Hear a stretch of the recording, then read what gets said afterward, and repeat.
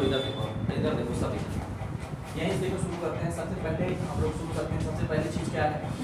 Electron, है ना। अगर बेसिक इलेक्ट्रिकल आप पढ़ रहे हैं तो सबसे पहली, अच्छा इलेक्ट्रिकल में अगर मैंने आपको बताया था, अभी पढ़ाया भी था इलेक्ट्रिकल में, सबसे मेन चीज़ क्या है? पूरे इलेक्ट्रिसिटी में काम किससे होना है? इलेक्ट्रॉन से। इलेक्ट्रॉन से ही आपका काम होना है। हम जानते हैं कि जब इलेक्ट्रॉन का मूवमेंट होता है, इलेक्ट्रॉन दौड़ते हैं तो क्या होता है? विद्युत धारा का प्रवाह होता है, ये जानते हैं। और इलेक्ट्रॉन कहाँ पाए जाते हैं? किसी भी परमाणु के कक्षाएं में, नाभिक में नहीं।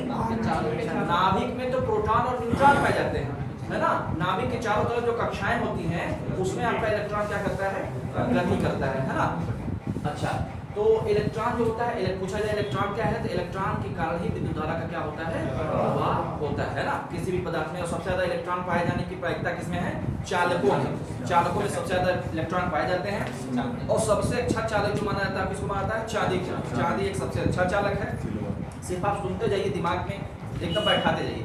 चांदी सबसे अच्छा चालक है। उसके बाद नंबर आता है किसका? कॉपर का। उसके बाद नंबर आता है गोल्ड का, और गोल्ड के बाद नंबर आता है एल्यूमिनियम का। इस प्रकार बहुत सारे पदार्थ ऐसे हैं जिनमें चालकता होती है ना। लेकिन सबसे अच्छा पूछा जाए विद्युत का सबसे अच्छा सुचालक, सबसे अच्छा कंडक्टिविटी किसकी होती है? चालकता किसकी होती है? चांदी की। ठीक है। अच्छा, इलेक्ट्रॉन का जो इलेक्ट्रॉन पे जो चार्ज होता है, देखिए मैंने यहाँ पे लिखा है 1.67 कूलाम का माइनस का चार्ज। इलेक्ट्रॉन कैसा चार्ज है? माइनस। इलेक्ट्रॉन का चार्ज कैसा होता है? माइनस चार्ज होता है। इलेक्ट्रॉन का द्रव्यमान कितना होता है? 9 केजी होता है। ठीक है, 9 केजी क्या होता है? इसका द्रव्यमान होता है। और यही इसीलिए इसका द्रव्यमान इतना कम होता है, इसीलिए इसकी मोबिलिटी मतलब चालकता, सिर्फ आप सुनिए बात, है ना। मोबिलिटी मतलब इसकी क्या होती है? घूमने की प्रकृति बहुत ही ज्यादा होती है, या भार में बहुत ही क्या होता है? हल्का होता है। और भार में हल्का होने के कारण ये का आसानी से क्या कर जाता है? दौड़ जाता है। अरे भाई, कोई भारी चीज रहेगा तो उसको दौड़ाने में क्या होगी? दिक्कत होगी। और अगर कोई हल्की चीज रहेगी तो उसको थोड़ा सा फोर्स देंगे तो आप क्या हो जाएगा? दौड़ जाएगा। इसीलिए इलेक्ट्रॉन का प्रयोग आपको किया जाता है। ठीक है। अच्छा, प्रोटॉन क्या होता है? प्रोटॉन समझिए नाभिक में पाया जाता है। और प्रोटॉन पे कितना चार्ज होता है? 1.67 कूलाम का धन आवेश होता है। जितना इलेक्ट्रॉन पे क्या होता है? ऋण आवेश, उतना ही प्रोटॉन पे क्या होता है? धन आवेश होता है ना। दोनों क्या होते हैं? बराबर होते हैं। इसलिए कहा जाता है कि सामान्य अवस्था में जो परमाणु होता है उदासीन होता है। क्यों कहा जाता है? क्योंकि जितना पॉजिटिव चार्ज होता है उतना ही नेगेटिव चार्ज होता है, इसलिए दोनों एक दूसरे को कैंसिल आउट कर देते हैं। इस वजह से हम कह सकते हैं कि परमाणु सामान्य अवस्था में कैसा होता है? उदासीन होता है, न्यूट्रल होता है। ये उत्पादन यूपीआरएल में क्वेश्चन पूछा जा चुका है। अच्छा, न्यूट्रॉन जो होता है वो कहाँ पाया जाता है? न्यूक्लियस में पाया जाता है ना। और न्यूट्रॉन पे कोई भी चार्ज नहीं होता है। न्यूट्रॉन उदासीन होता है, कोई इस पे चार्ज नहीं होता। दो ही पे चार्ज होते हैं, इलेक्ट्रॉन पे चार्ज होता है, एक प्रोटॉन पे चार्ज होता है। इलेक्ट्रॉन पे नेगेटिव चार्ज होता है, प्रोटॉन पे पॉजिटिव चार्ज होता है। ठीक है, आगे देखिए, मैं एकदम point two point. Electric current क्या होती है? इलेक्ट्रिक करंट की परिभाषा क्या होगी? पूछा जाए कि किसी बंद परिपथ में आवेश के प्रवाह की दर को क्या कहते हैं? धारा कहते हैं। या किसी बंद परिपथ में इलेक्ट्रॉन के प्रवाह की दर को धारा कहते हैं। और I बराबर क्या है? लिखा मैंने Q/t। Q क्या है? कूलाम, और T क्या है? सेकंड, है ना। तो कूलाम प्रति सेकंड, या इसका मतलब क्या होता है? एम्पीयर। और ये कैसी क्वांटिटी है? स्केलर। धारा कैसी क्वांटिटी है? स्केलर। स्केलर का मतलब यह है एक अदिश। धारा कैसी राशि है? एक अदिश राशि है ना। अच्छा, इसके बाद देखिए हमने लिखा है पोटेंशियल। पोटेंशियल मतलब होता है विभव। V बराबर हमने लिखा है W/Q। W मतलब कार्य और Q बराबर आवेश। पूछा जाए अनंत से किसी भी इकाई कूलाम के आवेश को किसी भी विद्युत क्षेत्र किसी भी बिंदु तक लाने में जो किया गया कार्य होता है उसे क्या कहते हैं? विभव कहते हैं ना। V बराबर, इसे V से दिखाते हैं तो V बराबर क्या होता है? V बराबर W/Q। W का मात्रक जूल और Q का मात्रक कूलाम। इसका मात्रक हो जाएगा जूल प्रति कूलाम। और ये इसी को या तो कहते हैं वाला क्या? वोल्ट, है ना। समझ में आ गया? पोटेंशियल मतलब विभव। अच्छा, यहीं पे मैंने एक और बताया, पोटेंशियल डिफरेंस बताया आपको। विभवांतर, किन्हीं दो बिंदुओं के विभवों के बीच का जो अंतर होता है उसे क्या कहते हैं? विभवांतर कहते हैं। हम जानते हैं धारा का प्रवाह किसके कारण होता है? विभवांतर के कारण होता है। अगर विभवांतर नहीं हो तो धारा का प्रवाह नहीं हो सकता है ना। उसके बाद देखिए हमने लिखा है पावर। पावर क्या होता है? पावर मतलब शक्ति। शक्ति की परिभाषा क्या होती है? किसी भी पिंड द्वारा, किसी भी वस्तु द्वारा, किसी भी व्यक्ति द्वारा कार्य करने की जो दर होती है उसे हम कह सकते हैं क्या? शक्ति, है ना। कार्य करने की जो दर होती है, rate of doing of work. Rate of doing of work is known as power, है ना। मतलब कार्य करने की दर। देखिए मैंने यहाँ पे लिखा है P बराबर W/T, है ना। P बराबर W/T, कार्य करने की जो दर है उसे शक्ति कहते हैं। इलेक्ट्रिकल में देखिए P बराबर VI होता है, वोल्टेज करंट का गुणनफल। P बराबर V² R होता है, जानते हैं। P बराबर I² R होता है, पता है सबको ना। ये फार्मूला आपको याद होना चाहिए, इसको न्यूमेरिकल लिया जाता है। ठीक है, सुनते जाओ बस एकदम। इसके बाद आपका आता है क्या, एनर्जी। एनर्जी किसे कहते हैं, एनर्जी किसे कहते हैं, एनर्जी की परिभाषा, ऊर्जा की परिभाषा, कार्य करने की जो क्षमता होती है, the capacity of doing work, the capacity of doing work is known as energy. मतलब कार्य करने की जो क्षमता है उसे क्या कहते हैं, एनर्जी। और हमारे यहाँ जो एनर्जी होती है वो क्या होती है, वोल्टेज पावर भी किसका गुणा करते हैं, समय का, P गुणा T है ना। तो P क्या है, VI, और T का गुणा कर दिया तो पावर का क्या आ जाएगा, एनर्जी। ये इलेक्ट्रिकल सिस्टम इसी क्या बोलते हैं बालक, एनर्जी किसमें निकालते हैं, kWh, के किलोवाट आवर, या इसी को बालक बोलते हैं यूनिट, है ना। और 1 kWh बराबर अगर जूल में निकाला जाए तो मैंने निकाला था 36 × 10⁵5, 36 × 10⁵5, यही तो आया था ना, 1 kWh बराबर। ठीक है, अच्छा आइए इसके बाद देखो यहाँ से नेक्स्ट टर्म आ गया आपका क्या, रेजिस्टेंस। रेजिस्टेंस क्या होता है, प्रतिरोध। हम जानते हैं opposite the flow of current, ये धारा के प्रवाह में क्या करता है, बाधा उत्पन्न करता है। इसका मतलब क्या होता है, ओम, और यहाँ से R बराबर एक फार्मूला होता है रो L/A, जहाँ पे रो क्या है, प्रतिरोधकता है, L क्या है, तार की लंबाई है, और ये क्या है, क्षेत्रफल है ना। तो प्रतिरोधकता और रेजिस्टेंस समझ में आ गया। और प्रतिरोधकता किसे कहते हैं, प्रतिरोधकता किसे कहते हैं, प्रतिरोधकता मतलब यदि किसी तार की लंबाई को 1 सेंटीमीटर या 1 मीटर रखा जाए और उस तार के क्षेत्रफल को 1 सेंटीमीटर स्क्वायर या 1 मीटर स्क्वायर रखा जाए तो उस तार का जो प्रतिरोध होता है उसे क्या बोलते हैं बालक, प्रतिरोधकता बोलते हैं ना। और इसका मात्रक क्या होता है बालक, बहुत इंपॉर्टेंट है, ओम मीटर या ओम सेंटीमीटर। किसका, प्रतिरोधकता का मात्रक ओम मीटर या ओम सेंटीमीटर होता है, ये आपको याद रखना है। और प्रतिरोधकता लंबाई या क्षेत्रफल में परिवर्तन करने से परिवर्तित नहीं होती, यह हमेशा क्या रहती है, फिक्स रहती है। प्रतिरोधकता को चेंज नहीं किया सकता लंबाई से या क्षेत्रफल से। प्रतिरोधकता किसका गुण है, पदार्थ का गुण है। किसका गुण है, पदार्थ का गुण है। यदि आपको इसमें चेंज करना है तो फिर क्या करना पड़ेगा, पदार्थ को चेंज करना पड़ेगा, मटेरियल को चेंज करना पड़ेगा, तब जाके आपका क्या चेंज होगा, प्रतिरोधकता। या प्रतिरोधकता को चेंज करने का एक तरीका और है तापमान।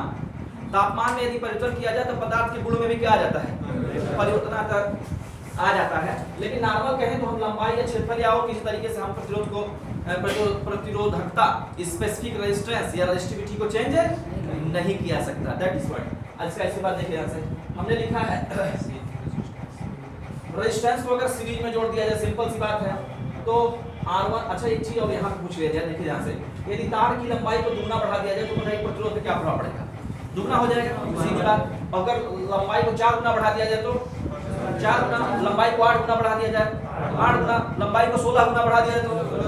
लेकिन यहाँ पे ध्यान देना है, क्वेश्चन बहुत पूछा जाता है, आप करके आएंगे, यदि लंबाई को खींच के बढ़ा दिया जाए, लंबाई को खींच के, तार की लंबाई को क्या कर दिया जाए, खींच के बढ़ा दिया जाए। खींच के बढ़ाने का मतलब ये, जैसे लंबाई बढ़ाने का तात्पर्य ऐसे होता है कि ये ऐसे है, इसे दूसरा जोड़ दे, ऐसे हो जाए तो ये लंबाई बढ़ गई। और दूसरी तरीका ये है कि इसकी लंबाई बढ़ाने के लिए इसी को खींच के लंबा करते हैं, इसी को खींच के लंबा कर, दोनों तरीके हैं, दोनों में लंबाई बढ़ेगी। लेकिन उसके लिए फार्मूला चेंज होता है। उसके लिए जैसे अगर आप खींच के बढ़ाते हैं, स्ट्रेचिंग करके बढ़ाते हैं, तो R न्यू बराबर n square into R old. n square क्या है, कितना गुना आप बढ़ा रहे हैं। जैसे बात को हम कहते हैं कि एक तार की लंबाई है जिसको 2 गुना बढ़ा दिया जाए, तो बताइए उसका नया प्रतिरोध कितना हो जाएगा, 4 गुना हो जाएगा। और यदि नॉर्मल तरीके से किया जाता है तो 2 ही गुना होता है। क्या ये बात मेरी समझ रहे हैं, ये बहुत महत्वपूर्ण प्रश्न है, पक्का प्रश्न फंस जाएगा, किसी न किसी सेट में आएगा। यदि खींच के, और ध्यान देना है कि लंबाई को कैसे बढ़ा रहा है, नॉर्मल तरीके से बढ़ा रहा है कि खींच के बढ़ा रहा है, तुरंत आपको सही करके आना है।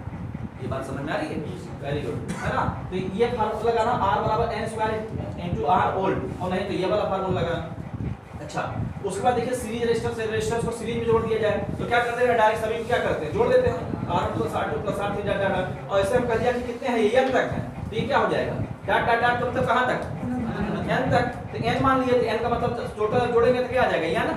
अरे भाई 1 R 2 R 3 R 4 R 5 R, अच्छा इस डॉट डॉट के कितने हो जाएंगे, ये ना।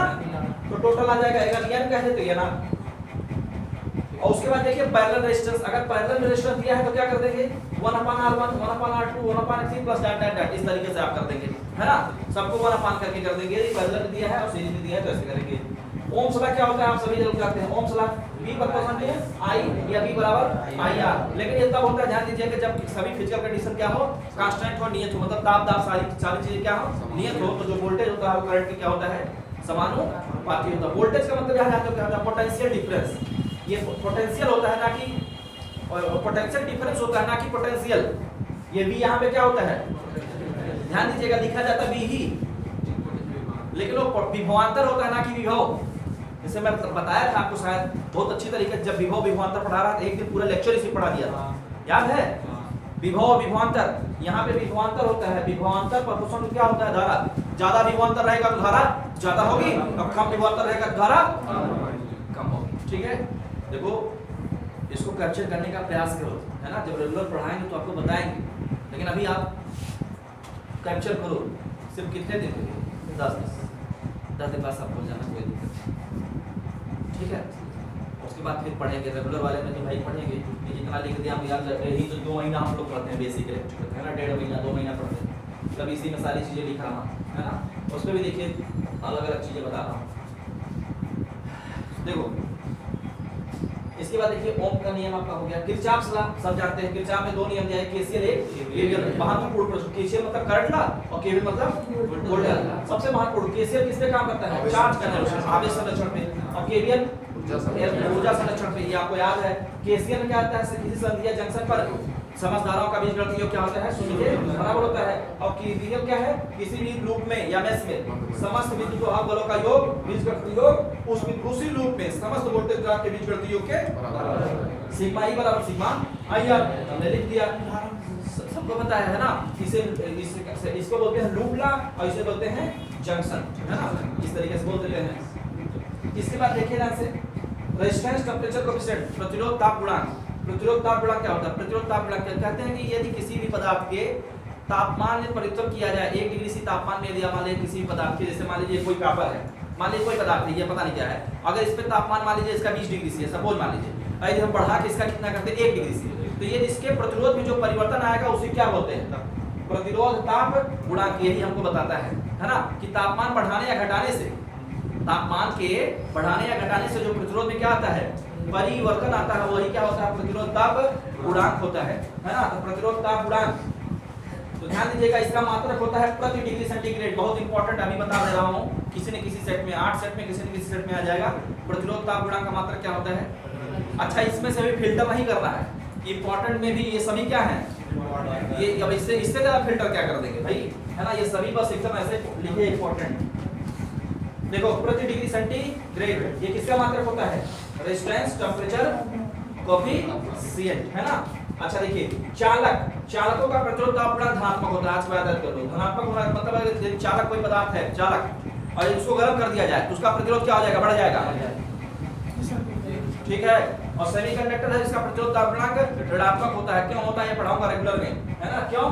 क्योंकि इसका प्रतिरोध ताप गुणांक ऋणात्मक इस वजह से होता है, यदि जैसे आप इसमें तापमान को बढ़ाएंगे तो रेजिस्टेंस क्या हो जाएगा? कम हो जाएगा। और इसी प्रकार इंसुलेटर का भी होता है, तापमान बढ़ाएंगे तो रेजिस्टेंस, तो ध्यान दीजिएगा, सेमीकंडक्टर और इंसुलेटर का प्रतिरोध ताप गुणांक ऋणात्मक होता है ना? और कंडक्टर का प्रतिरोध ताप गुणांक धनात्मक होता है, ये याद रखना है। ठीक है, भूलेगा नहीं ना? Very good. ऐसे में देखिए मैंने लिखा जूल्स लॉ। जूल का नियम क्या है? जूल का नियम है ऊष्मा से संबंधित, इन्होंने जूल ने नियम दिया है। H बराबर होता है I²R/T, जहां पे I क्या है? धारा। ये जान लीजिए जैसे फ्यूज हमारा है, इसी सिद्धांत से काम करता है। पूछा जाता है जो फ्यूज होता है वो किस सिद्धांत पे काम करता है? जूल के नियम पे। उस भी फ्यूज उसमें प्रभाव में काम करता है ना? जब गर्मी होती है तभी तो आपका फ्यूज क्या होता है? करता है। तो H बराबर I²R/T। देखो H क्या है? Heat, I²R/T। यहाँ पे देखिए T क्या है? समय है, R क्या है? प्रतिरोध है, I क्या है? धारा है। यहाँ पे दिख रहा है जितनी ज्यादा धारा होगी उतनी ज्यादा ऊष्मा होगी। ये जूल ने कहा था, जितनी ज्यादा, देखो धारा के स्क्वायर है ना, बोलो I² है ना, तो I को अगर बढ़ाओगे तो ऊष्मा का मान क्या हो जाएगा? इसीलिए जहाँ पे, इसीलिए देखिए आप पावर सर्किट वाला तार ज्यादा गर्म होता है, मोटर का क्या होता है? ज्यादा गर्म हो जाता है अपेक्षाकृत लाइट एंड फैन के। बोलो क्यों ऐसा होता है? क्योंकि वहां पे करंट क्या होती है? ज्यादा होती है, लोड ज्यादा है, तो लोड ज्यादा है तो क्या हो जाता है? क्योंकि धारा ज्यादा हो जाएगा। लोड ज्यादा होगा तो क्या होगा? क्या हो गया? लोड ज्यादा होगा तो क्या हो जाएगा? धारा ज्यादा हो जाएगा।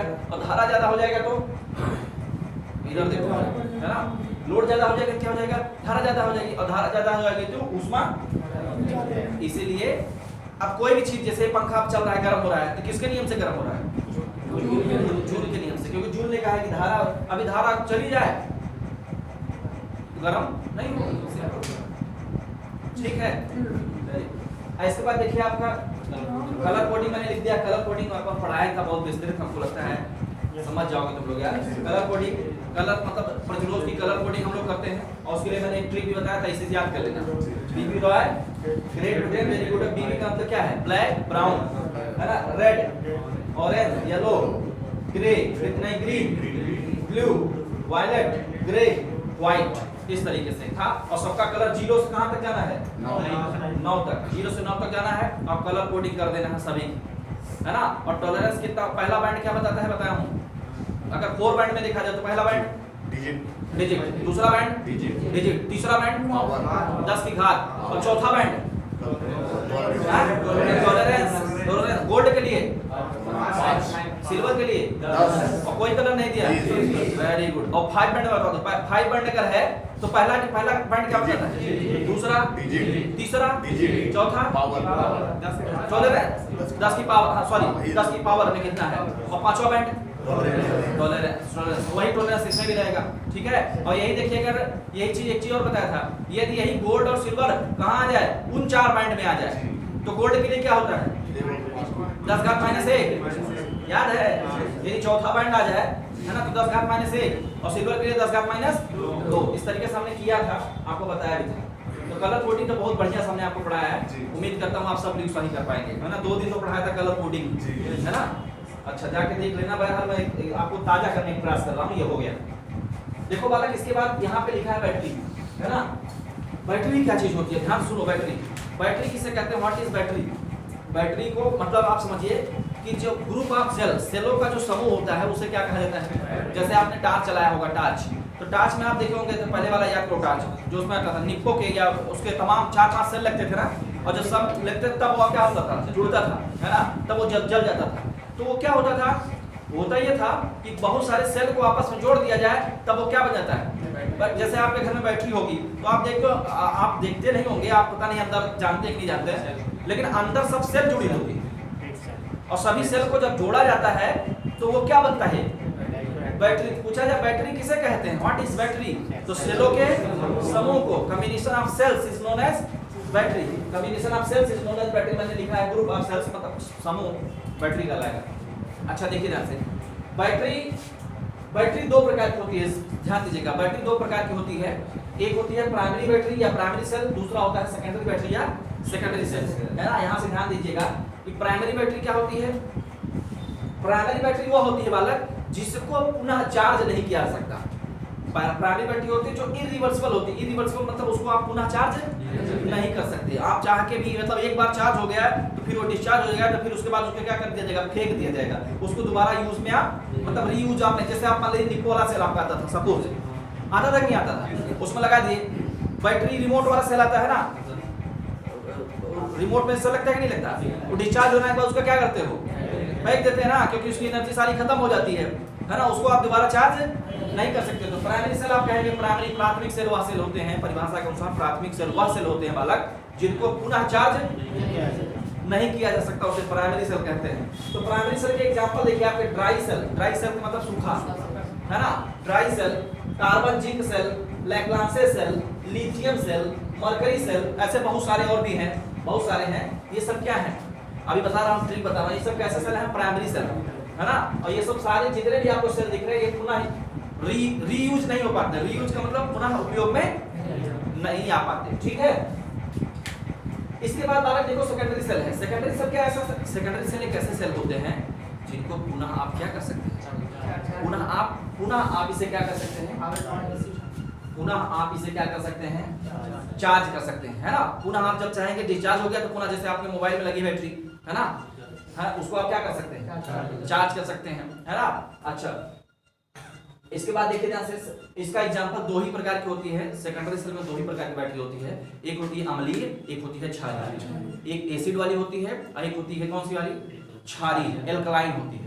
तो 2 ही, एक अम्लीय वाली होती है जिसे लेड एसिड बोलते हैं बालक, और दूसरा होता है एल्कलाइन। एल्कलाइन में 2 होते हैं, निकिल आयरन टाइप का और निकिल कैडमियम टाइप का। ये 3 प्रकार की बैटरीज होती हैं। और ध्यान दीजिएगा, ऐसे मैं आपको ट्रिक बता दे रहा हूं, नहीं तो बहुत भूलोगे। ये 3 ही प्रकार की बैटरियां हैं जो सेकेंडरी में हैं, और बाकी सब, इसीलिए मैं बताया कि रटने की जरूरत नहीं है। ऑप्शन देखो, ये 3 दिख जाए कहीं तो 3 को याद करना आसान है। 3 को याद करो। यही 3 क्या है? सेकेंडरी हैं, और बाकी जितने भी सेल हैं बैटरी हैं सब कैसे हैं, सब प्राइमरी। तो इसलिए याद करने की जरूरत नहीं। आई बात समझ में? अच्छा, ये बैटरी जब चार्ज होती है बालक, ध्यान दिए तो फिफ्थ पॉइंट आपको सब बता रहा हूं। बैटरी जब आपकी चार्ज होती है तो उसमें क्या होता है, जो इलेक्ट्रोलाइट भरा जाता है उसकी जो स्पेसिफिक ग्रेविटी होती है ना, वो क्या होती है, बढ़ती है। और मैक्सिमम इसमें लेड एसिड में बता दें कि 1.28 होता है, 1.28 है ना। और जब ये डिस्चार्ज होता है बैटरी का घनत्व तो क्या हो जाता है 1.18। याद रखिए, बहुत इंपॉर्टेंट है। 1.28 फुली चार्ज होता है इसका, और 1.18 किस पे होता है, डिस्चार्ज पे होता है। ठीक है, याद रखना। और इसकी जो ओपन सर्किट वोल्टेज होता है लेड एसिड का लगभग 2.2 वोल्ट के आसपास होता है, और इसका निकिल आयरन या निकिल कैडमियम का कितना होता है, लगभग 1.5 वोल्ट के आसपास होता है। और ये सब जितने हैं बालक, ये सब 1.5 वोल्ट के। खासकर एक चीज और जानिएगा, लिथियम और मरकरी का मैं आपको बताऊं। लिथियम जो होता है ये सबसे हाई वोल्टेज का होता है, 2.35 वोल्ट। और मरकरी जो होता है ये सबसे कम 1.35 वोल्ट के आसपास होता है। तो पूछा है सबसे कम वोल्टेज किसका होता है, मरकरी का, और सबसे हाई वोल्टेज लिथियम का। बैटरी मोबाइल में कौन सी बैटरी यूज की जाती है, लिथियम, है ना। और देखो, अब देखो ये थ्योरी में लिखा गया है लिथियम प्राइमरी में, लेकिन लिथियम कहाँ आ जाएगा, सेकेंडरी। हो रहा है कि नहीं हो रहा है? बैटरी मोबाइल में कैसा लिखा रहता है, आप देखिएगा मोबाइल में लिखा रहता है लिथियम बैटरी, हाँ देखो नहीं। अब तो खत्म हो गया, अब तो बैटरी दिखती ही नहीं है भाई। अब तो है ना, एक जब मैं ये मोबाइल जब खरीद के ले आया था तो मुझे पता नहीं था। मोबाइल खरीद के ले आए, और खरीद के ले आने के बाद में खोलो, इसको कहाँ से खोले समझ में नहीं आ रहा है। तो बाद में पता चला कि बैटरी रिमूवेबल इसमें नहीं है। तो फिर मैं परेशान हो गया कि फिर बैटरी खराब हो जाएगी तो बदलेंगे कैसे, क्योंकि तब वही नया ऐसा फोन आ रहा था। आज के 4 साल पहले की बात में बता रहा हूँ, तब बैटरी रिमूवेबल नहीं आते थे। तो वही नई ये आया था कि बैटरी निकलेगी ही नहीं, है ना, ये ऐसा होता था। लेकिन आप तो हमको लगता है कोई ऐसा फोन नहीं जिसमें बैटरी निकलती होगी। तो तुम्हारा मुगले आजम का होगा, है ना। अभी वाले फोन में नहीं निकलती होगी, चाहे किसी कंपनी लो, बैटरी उसी में इनबिल्ट रहती है। और निकलेगी भी तो फिर वो खोल के पूरा उसके पूरा सिस्टम खोलेंगे तब बैटरी आपकी चेंज होगी, है ना। और नहीं तो पहले वाले पीछे ऐसे होता था, पीछे वाला खोल के बैटरी, है ना, ऐसे कर लेते। अच्छा, बालकों समझ में आ रहा है, सेल समझ में आ रहा है, बैटरी क्लियर हो रहा है कुछ? अच्छा, इसमें एक चीज और अब सेकेंडरी से बता रहे हैं। सेकेंडरी में देखिए लेड एसिड बैटरी सबसे महत्वपूर्ण है। पूछा जाए कि सबसे उपयोगी बैटरी कौन सी है, लेड एसिड बैटरी है। सबसे उपयोगी लेड एसिड बैटरी का ही उपयोग जानिए सर्वाधिक रूप से किया जाता है। बैटरी की क्षमता किसमें की मापी जाती है, AH में, एम्पियर आवर में, एम्पियर आवर AH। अरे भैया आप खरीदते हो ना तो कहते ना हमारी बैटरी 4000 मिली mAh की है, कहते हो नहीं मोबाइल में 5000 mAh की है। बोलो पावर बैंक खरीदते हो तो पावर बैंक में आता 10,000 mAh का पावर बैंक है, 20,000 mAh का पावर बैंक है। या आपके घर में इन्वर्टर लगा होगा तो बैटरी आई होगी ना, तो 50 एच की आई होगी, 100 एच की आई होगी, 150 एच की आई होगी। जितना एच आप बढ़ाओगे उसी कैपेसिटी उतनी बढ़ती चली जाती है। मेरी बात समझ रहे हैं, क्लियर हो रहा है? अच्छा, इसके बाद एक WH में भी होती है, लेकिन A सबसे ज्यादा इंपॉर्टेंट है। लेड एसिड बैटरी में जो इलेक्ट्रोड होते हैं वो लेड के यूज किया जाते हैं, है ना। और जो धनात्मक होता है लेड ऑक्साइड PbO2 का होता है, लेड परऑक्साइड, है ना, PbO2 का। और जो ऋणात्मक होता है वो केवल Pb का होता है, लेड का। ध्यान है, PbO2 धनात्मक, PbO2 धनात्मक और ओनली Pb ऋणात्मक। ठीक है, क्लियर है? किसी कोई दिक्कत? क्या बोलूं? क्या हाँ? अच्छा Pb, यही तो जैसे बैटरी में दो होंगी ना, एक पॉजिटिव प्लेट होगी एक नेगेटिव। तो जो लेड एसिड में पॉजिटिव होगा वो PbO2 का होगा, और जो नेगेटिव होगा वो किसका होगा, Pb का। Pb मतलब लेड, PbO2 मतलब लेड परऑक्साइड। PbO2 और Pb याद रखना, PbO2 और Pb, है ना। और जिस समय बैटरी डिस्चार्ज हो जाती है बालक, ये भी जान लो, बहुत इंपॉर्टेंट प्रश्न बता रहा हूं, एकदम नोट कर लो, किसी न किसी सेट में आएगा। जिस समय बैटरी डिस्चार्ज होती है उसमें दोनों प्लेट PbSO4 हो जाते हैं, दोनों plate lead sulphate, lead sulphate. तो समझ में आ रहा है बालक? नहीं समझ में आ रहा है? PbSO4 दोनों, है ना। और कलर पूछ लिया जाएगा कैसा होता है, तो पहले अगर पॉजिटिव वाली का है तो उसका क्या होता है, ब्राउन, हाँ ब्राउन एकदम चॉकलेटी होता है, मतलब एकदम गाढ़ा ब्राउन। और जो नेगेटिव वाला होता है उसका कैसा होता है, हाँ स्पंजी टाइप का होता है, स्पंजी। मतलब ये होता है कि नेगेटिव आप पॉजिटिव को बहुत पूछा जाता है, तो चॉकलेटी एकदम गहरा, एकदम चॉकलेट खाए हो, हैं कौन सा वाला खाए हो, डेयरी मिल्क खाए हो, कैसा होता है, अरे बेवकूफ कलर कैसा होता है, आप बताओ स्लेटी कलर का कौन सा कलर चॉकलेट आता है, स्लेटी कलर का कौन सा आता है, भूरा आता है ना, भूरा से एकदम रहता है ना, ब्राउन कलर ना। तो आज के बाद दिमाग बैठाओ कि जो पॉजिटिव प्लेट होती है वो उसी समझ लेना, चॉकलेट खा रहे हैं तो आज के बाद दिमाग में ना पॉजिटिव प्लेट खा रहे हैं, ठीक है समझ आ रहा है ना, पॉजिटिव प्लेट वही भूरे कलर का होता है, और नेगेटिव वाला ग्रे स्पंजी टाइप का होता है, हल्का होता है स्पंजी ग्रे, है ना। ये याद रखना भाई, इंपॉर्टेंट है, पूरा बैटरी खत्म, समझ में आया, हर एक चीज को मैंने बैटरी को बता दिया। अब यही होता है कि इसको जब रेगुलर पढ़ाते हैं तो एक एक रिएक्शन करके दिखाते हैं, कैसे चार्ज हो रहा है, कैसे डिस्चार्ज हो रहा है, समझ पा रहे हो, क्लियर है, सबको स्पष्ट है। बैटरी से एक प्रश्न नहीं छूटा। एक चीज और, यदि बैटरी को कई बैटरी को सीरीज में जोड़ दिया जाए, सीरीज में जोड़ा जाता है किसके लिए, वोल्टेज बढ़ाने के लिए, और समांतर में जोड़ा जाता है करंट को बढ़ाने के लिए। इसलिए जब आपके घर में दो बैटरी लगी होगी, जाके देखना, अगर किसी घर में इन्वर्टर लगा होगा, दो बैटरी अगर लगी तो दोनों समांतर में जोड़े होंगे, है ना, क्योंकि करंट बढ़ाना है, लोड ज्यादा देना है। कभी जाके देखिए सीरीज में जोड़ा ही नहीं होगा इन्वर्टर वाली जो बैटरी होगी, क्योंकि सीरीज में जोड़ोगे तो एक 12 वोल्ट की है, दूसरी 12 वोल्ट के, दोनों मिला के 24 वोल्ट हो जाएगी, तो खत्म हो जाएगा, क्योंकि आपका इन्वर्टर कितने वोल्ट का है, 12 वोल्ट का, इन्वर्टर आपका जल जाएगा। इसीलिए पूछे जाते हैं कि जब होता है क्वेश्चन कि आप एक बैटरी, जब आप पूछा जाता है, उससे पूछा जाता है, दुकान वाला पूछता है जाकर, भैया आप एक बैटरी वाला इन्वर्टर लगाएंगे, दो बैटरी वाला, एक बैटरी वाला केवल 12 वोल्ट का होगा, और दो बैटरी वाला अगर आप लेते हैं तो दोनों को सीरीज में जोड़ देंगे तो कितना वोल्ट हो जाएगा, 24 वोल्ट। ठीक है बालक, सबको स्पष्ट है, क्लियर है।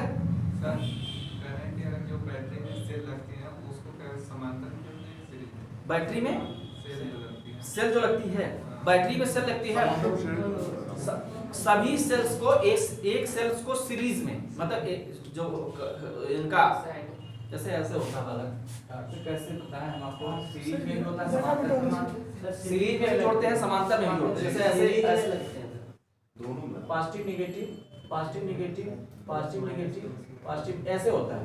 तो पॉजिटिव को एक साथ, नेगेटिव को एक साथ, जितने भी पॉजिटिव प्लेट्स हैं उनको एक साथ जोड़ देंगे, पॉजिटिव का एक समूह होगा और नेगेटिव लोगों का एक समूह होगा, और जोड़ के एक टर्मिनल निकाल देंगे पॉजिटिव वाला, और एक टर्मिनल लगा देंगे और उसमें भर देंगे क्या, इलेक्ट्रोलाइट। हाँ ये भी H2SO4 डाइल्यूट, लेड एसिड में कौन सा भरा जाता है, डाइल्यूट H2SO4। हाँ याद है, H2SO4 भरा जाता है, H2SO4। बोलो भाई, सबको स्पष्ट है, याद रखना। और हाँ एक चीज और, कितना, 3:1 के अनुपात में होता है, 3:1 के अनुपात में, 3 भाग पानी 1 भाग अम्ल।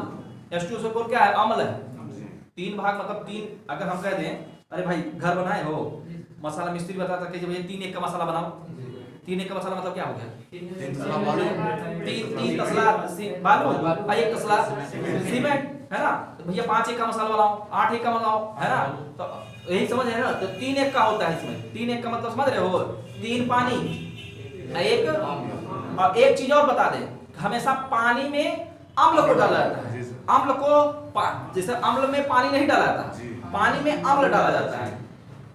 क्वेश्चन पूछा गया है ये, अगर पानी डाल देंगे तो विस्फोट, हीट ज्यादा, हाँ इसलिए पानी है ना, और उसमें धीरे धीरे क्या डालते हैं हम लोग, अम्ल डालते हैं।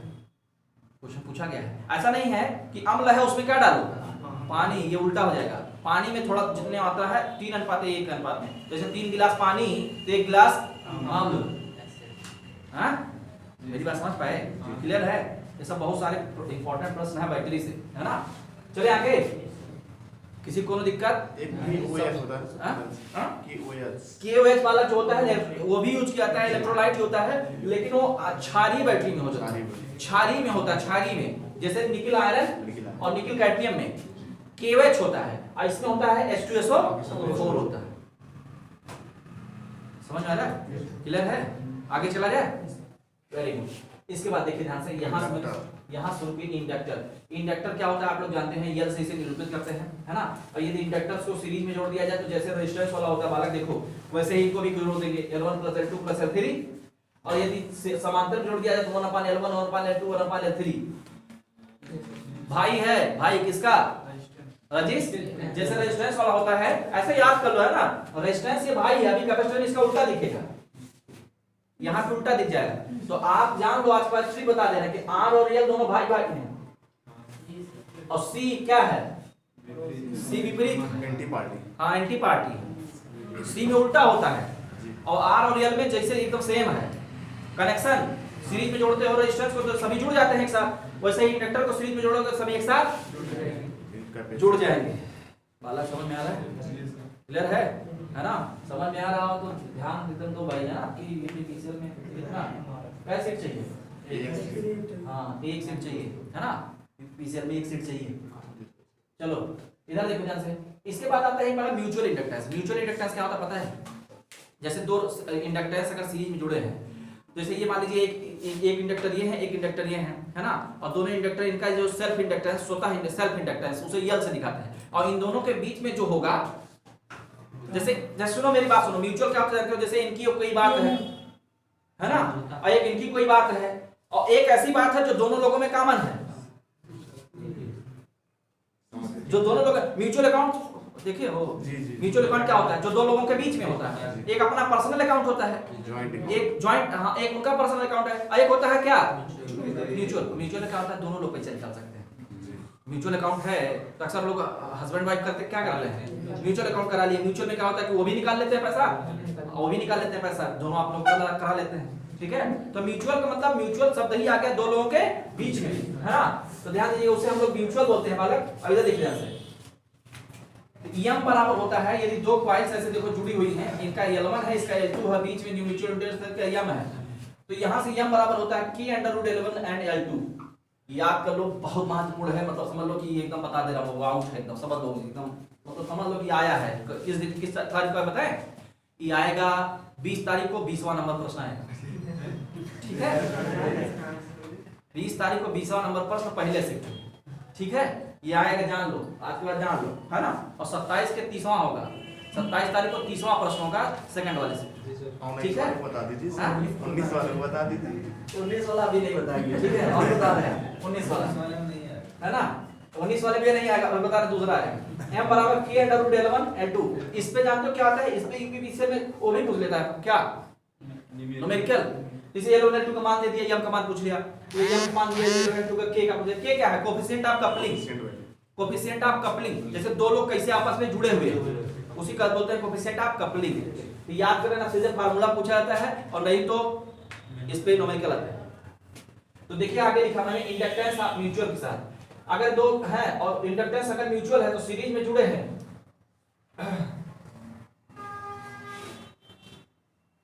ये मैंने समांतर वाला लिखा है, सीरीज वाला देखिए लिखना भूल गए हैं, सीरीज वाला भी लिखना पड़ेगा। इसके 4 होते हैं, सीरीज वाला भी दिखाई नहीं, अभी बताता हूं आपको। ये दो इंडक्टर है, यदि समांतर में जुड़े हैं बालक, समांतर में जुड़े हैं, और दोनों के बीच में म्यूचुअल भी हो रहा है, तो उसका फार्मूला होता है ये इक्विवेलेंट वाला L1 L2 -m² upon L1 + L2 -m², और ये होता है इक्विवेलेंट वाला L1 L2 -m² upon L1 + L2 + m²। ये फार्मूला आप याद करने का। ये किसके लिए होगा, ये होगा, ये दोनों फार्मूले उसके लिए होंगे। ये पहला वाला होगा किसके लिए जानते हो, जब हेल्पिंग नेचर का होगा, और ये वाला जानते हो किसके लिए होगा, अपोजिंग नेचर का होगा। ये अपोजिंग के लिए होगा, ये हेल्पिंग के लिए होगा। और एक चीज और बता दूं मैं आपको, अगर सीरीज में जुड़े हैं तो L इक्विवेलेंट बराबर L1 + L2 ± 2m, plus minus 2m का मतलब प्लस हेल्पिंग के लिए और माइनस अपोजिंग के लिए, है ना। मेरी बात समझ रहे हो, जैसे ये दोनों लोग हैं, दोनों जुड़े हुए हैं, और दोनों जुड़ के एक दूसरे की हेल्प करते हैं तो हेल्पिंग हो जाएगा। और दोनों अगर एक दूसरे से जुड़े हुए हैं, जैसे हाथ मिलाने का मतलब 2 तरीका होता है। जैसे हम इनसे हाथ मिला रहे तो ऐसे होता है ना, एक हाथ मिलाने का मतलब दोस्ती वाला होता है, और एक हाथ मिलाने का मतलब चलो देख लेते हैं तुमको। मेरी बात समझ रहे हो नहीं, हाथ दोनों मिल रहे हैं, लेकिन एक में क्या होगा, एक में हेल्प होगा और एक में अपोज होगा। हाथ मिला के हाथ मोड़ दिया, हाथ टूट गया। दुश्मनी वाला एक दुश्मनी वाला, एक दोस्ती वाला। तो दोस्ती वाले में क्या हो जाता है, चीजें बढ़ जाती है तो प्लस लिया जाता है, और दुश्मनी वाले में घटा दिया जाए। घटा दिया था तो -2l। याद रखना बहुत इंपॉर्टेंट है, ये सीरीज के लिए होता है, ये दोनों का इसके लिए समांतर के लिए, है ना, याद करना है। और ये कैसे होता है रेगुलर बैच में पढ़ाऊंगा, लेकिन अभी याद करो, आगे चले, है ना, दिमाग एकदम बैठा हो, नहीं बैठा है तो जबरदस्ती बैठो, है ना। आगे देखो, यह धारा परिवर्तन की दर का क्या करता है, इंडक्टर धारा परिवर्तन की दर का क्या करता है, विरोध करता है, और यह बाइंडिंग के रूप में कार्य करता है। मतलब ये इंडक्टर कहाँ लगता है बताओ, बाइंडिंग ऐसे ही चलो कर देते हैं, ये देखो ऐसे ही होती है, बाइंडिंग कर दिया तो बाइंडिंग के रूप में लग गया ये, है ना, ये बाइंडिंग के रूप में लग गया। ठीक है, आई बात समझ में, क्लियर है, किसी कोई दिक्कत? अच्छा, यहाँ पे देखिए एक फार्मूला होता है इंडक्टर में, E बराबर L di upon dt, याद रखना, जहाँ पे L क्या है, इंडक्टर है, और di upon dt क्या है, धारा परिवर्तन है, और E क्या है, वोल्टेज। सब याद रखना, भूलना नहीं, है ना, E बराबर L di upon dt। ठीक है बालकों? अच्छा, इसके बाद देखिए इसका इंडक्टर का मात्रा क्या होता है, हेनरी। आज के बाद क्या इंडक्टर का मात्रा क्या होता है, हेनरी। या L बराबर एक फार्मूला और होता है, ये भी याद रखो, L बराबर psi upon I, और psi बराबर है n phi upon I, formula होता है। सेल्फ इंडक्टेंस है ये, L बराबर क्या है, ये self inductance, psi upon I या n phi upon I। ठीक है बालक, बोलो यार, समझ आ रहा है ना, ध्यान से समझो, है ना। इधर देखो, ये पूरा आपका हो गया क्या, इंडक्टर। ठीक है, किसी कोई दिक्कत तो नहीं ना, आगे चलते हैं। नेक्स्ट आपका लेते हैं क्या, कैपेसिटर। कैपेसिटर क्या होता है, कैपेसिटर से कहते हैं, कैपेसिटर चलो ये देखो, कैपेसिटर किसे कहते हैं, कैपेसिटर मतलब दो चार, देखो कैपेसिटर बताया था, दो आपका प्लेट होता है और इसके बीच में क्या भरा रहता है, डाई इलेक्ट्रिक, इसे क्या बोलते हैं, कैपेसिटर, इसे कैपेसिटर बोलते हैं। देखिए कैपेसिटर बराबर होता है C बराबर Q upon V। Q क्या है, चार्ज, और V क्या है, वोल्टेज। इसका मतलब हो जाएगा कूलम, वोल्टेज का वोल्ट, तो कूलम पर या इसे कहते हैं फैराड, है ना। अब आप देखिए एक फार्मूला इसमें और होता है बालकों, I बराबर C dV upon dt, और यह वोल्टेज परिवर्तन की दर का क्या करता है, विरोध करता है। कूलम्स लॉ इसमें लिखा है, यह बराबर 1/4 pi epsilon 0 epsilon Q1 Q2 upon d square, सबको पता है। यह वोल्टेज परिवर्तन की दर का क्या करता है, विरोध करता है। यदि पैरेलल प्लेट कैपेसिटर है, मतलब ऐसे ऐसे का पैरेलल प्लेट कैपेसिटर, उसके लिए फार्मूला होता है C बराबर epsilon 0 epsilon A upon d, जहां A क्या है, प्लेट का एरिया है, और D क्या है, दोनों प्लेट की दूरी है। ये फार्मूला बहुत इंपॉर्टेंट है, याद रखना, इसमें न्यूमेरिकल भी आता है। एप्सिलॉन 0 क्या है, 8.854 × 10⁻12 फैराड प्रति, और एप्सिलॉन R क्या है, 1 होता है, इसका मान होता है एयर वैक्यूम के लिए, और ये क्या होता है, यूनिट लेस होता है, सबको पता है। ठीक है जी। और एक होता है बेलनाकार कैपेसिटर। बेलनाकार कैपेसिटर देखे हो, पंखे में लगा होता है, आप देखते होंगे बेलनाकार, इसका आकार कैसा होता है, बेलनाकार। उसका फार्मूला एक होता है बहुत इंपॉर्टेंट, C बराबर 2 pi epsilon 0 epsilon R L upon log d upon R। इसका फार्मूला होता है, याद कर लो, फैराड प्रति मीटर, बहुत इंपॉर्टेंट, इसको याद कर लो, फार्मूला है, याद कर लेना आज का। कैपेसिटर सीरीज में जुड़ जाए तो देखो उल्टा आ गया, मैंने बोला था ना, सीरीज में जुड़े है तो 1 अपान करके जोड़ना, बोलो भैया, सीरीज में जुड़े हैं तो 1 अपान करके जोड़ना, और यदि समांतर में जुड़े हैं तो डायरेक्टली जोड़ देना। समझ पाए भाई, क्लियर है। उल्टा हो गया किसका, कैपेसिटर और इंडक्टर का, है ना। और यहाँ पर लिखा है वेरिएबल कैपेसिटर। वेरिएबल कैपेसिटर बना, ऐसे कैपेसिटर बनाना, बीच से क्या कर देना, काट देना, इसे वेरिएबल कैपेसिटर कहते हैं, है ना। आगे आगे भाई क्या, मैग्नेट। मैग्नेट क्या होता है, चुंबक किसे कहते हैं, लोहे को आकर्षण करने का गुण जो होता है उसे क्या बोलते हैं, चुंबक होते हैं। चुंबक में 2 पोल होता है, N और S। N और N सेम पोल्स के बीच हमेशा प्रतिकर्षण होता है, और विपरीत पोल्स के बीच हमेशा आकर्षण होता है। मैंने लिखा है N लिखे रिपल्सन, और NS या SN अट्रैक्शन होता है। कूलम्ब्स लॉ, जैसे यहाँ पे कूलम्ब लॉ देखा है, वैसे यहाँ भी कूलम्ब्स लॉ होता है। F बराबर 1/4 पाई म्यू 0 म्यू r, यहाँ म्यू 0 म्यू r है, यहाँ एप्सिलॉन 0 एप्सिलॉन r है ना। और ये बोल, इसको mu 0 mu r m1 m2 upon d square, देखो फार्मूला सेम यही है, और सेम यही है ना। बस यहाँ पे म्यू 0 म्यू r है, यहाँ पे एप्सिलॉन 0 एप्सिलॉन r, यहाँ m1 m2 है, यहाँ q1 q2, यहाँ पे d स्क्वायर है, यहाँ पे अंतर ये है कि इलेक्ट्रोस्टैटिक से रिलेटेड है, और ये आपका किससे रिलेटेड है, मैग्नेट से। ठीक है बालक, अब देखिए ध्यान से, यहाँ पे हमने लिखा है, अभी लिखा है, तो भाई क्या होता है, मैग्नेटिक फ्लक्स, और इसका मात्रा क्या होता है, वेबर। फ्लक्स डेंसिटी क्या होता है, b। b बराबर क्या होता है, पाई अपॉन a, वेबर प्रति मीटर स्क्वायर का मात्रक होता है, इसी को बोलते हैं टेस्ला, इसी क्या बोलते हैं, टेस्ला। इसके बाद आता है एक चुंबकीय बल। चुंबकीय बल क्या होता है? चुंबकीय बल बराबर B upon mu 0 mu r या म्यू 0 म्यू आर बराबर B अपान H होता है। अच्छा, परिवर्ती चुंबकशीलता जिसे म्यू 0 कहते हैं, तो म्यू 0 दो प्रकार के होते हैं, ठीक है। 4 पाई गुणे 10 घात माइनस 7, 4 पाई गुणे 10 घात माइनस 7, ये क्या हो जाएगा? हेनरी प्रति मीटर। और रिलेटिव परमिटिविटी क्या होती है? म्यू आर बराबर एयर और एक होगा किसके लिए? एयर अथवा वैक्यूम के लिए, और ये यूनिट लेस होता है, सबको याद होना चाहिए, है ना। इधर देखो, इसके बाद आता है मैग्नेटिक रिलक्टेंस, जिसे बोलते हैं क्या? प्रतिष्ठम। जैसे रेजिस्टेंस होता है धारा के प्रवाह के मार्ग में क्या उत्पन्न करता है? बाधा करता है, नहीं करता? उसी प्रकार फ्लक्स के प्रवाह के मार्ग में, चुंबकीय फ्लक्स के प्रवाह के मार्ग में जो बाधा उत्पन्न करता है बालक, उसे क्या कहते हैं? प्रतिष्ठम बोलते हैं बालकों, या उसे मैग्नेटिक रिलक्टेंस बोलते हैं। बोलो भाई, एकदम स्पष्ट है? Very good. इसके बाद देखिए ध्यान से, हाँ, तो आर्यन बराबर होता है 1 upon mu 0 mu R into L upon A, और इसका मात्रक होता है हेनरी इनवर्स। इसका मतलब क्या होता है? Henry inverse. जहां पे मुझे रोकना होगा तो बता देना, है ना। इसके बाद मैग्नेटिक फ्लक्स फाई बराबर होता है वाला कि EMF अपान रिलक्टेंस। EMF क्या होता है? Magnetomotive force. जैसे EMF होता है इलेक्ट्रोमोटिव फोर्स, वैसे ही एनालॉजी अगर देखा जाए तो MMF होता है। MMF का मतलब मैग्नेटोमोटिव फोर्स अपान रिलक्टेंस, तो इसका मात्रक होता है एम्पीयर टर्न और अपान RM, है ना। ये ध्यान दीजिए। परमियंस क्या होता है? परमियंस जैसे कंडक्टेंस होता है ना, रेजिस्टेंस उल्टा क्या होता है? रेजिस्टेंस को उल्टा कंडक्टेंस होता है नहीं, जिसका मात्रक होता है महो या साइमन। दूसरी प्रकार जो परमियंस होता है मतलब वो किसका उल्टा होता है? रिलक्टेंस, जिसको हिंदी बोलते हैं शायद प्रवेशिता बोलते हैं, प्रवेशिता बोलते हैं, है ना। प्रवेशिता बोलते हैं, परमियंस को प्रवेशिता बोलते हैं। ये क्या करता है? फ्लक्स के प्रवाह में सहायता करता है, और रिलक्टेंस बाधा।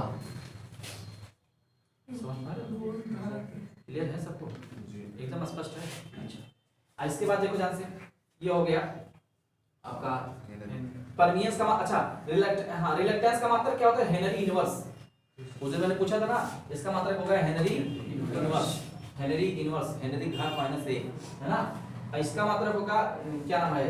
परमियंस का क्या मात्रक होगा? अगर रिलक्टेंस का हेनरी इनवर्स है तो इसका क्या हो जाएगा? हेनरी उल्टा हो जाएगा, हेनरी हो जाएगा।